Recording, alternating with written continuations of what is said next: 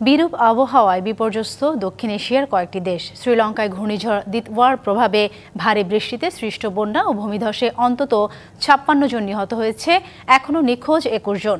চলতি সপ্তাহে ইন্দোনেশিয়ায় বন্যা ভূমিধসে ৯০ জনের প্রাণহানি হয়েছে। এছাড়া থাইল্যান্ড ও মালয়েশিয়ায় বন্যায় প্রাণহানির পাশাপাশি ক্ষতিগ্রস্ত হয়েছে বহু বাড়িঘর। শ্রীলঙ্কার মধ্যাঞ্চলে ঘূর্ণিঝড় দিতওয়ার প্রভাবে অব্যাহত রয়েছে ভারী বৃষ্টি। বন্যার পানিতে ভেসে গেছে বহু বাড়িঘর। বাদুল্লায় ভূমিধসে ঘরের ভেতর চাপা পড়ে হতাহতের ঘটনা ঘটেছে। খোলা হয়েছে অস্থায়ী আশ্রয়কেন্দ্র।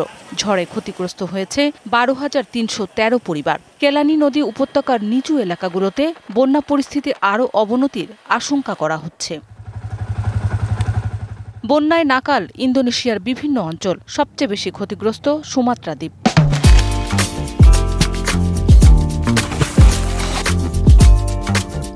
ভূমিধসে সড়ক ক্ষতিগ্রস্ত হওয়ায় যোগাযোগ ব্যাহত হচ্ছে। বিঘ্ন ঘটেছে বিদ্যুৎ সরবরাহ।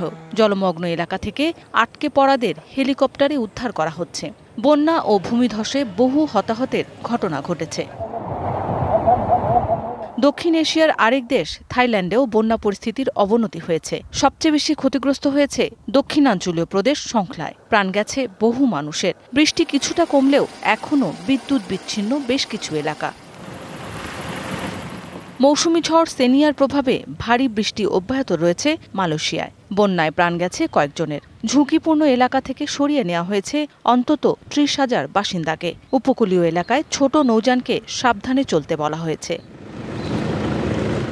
মৌসুমি শান্তা, ডিবিসি নিউজ ডেস্ক।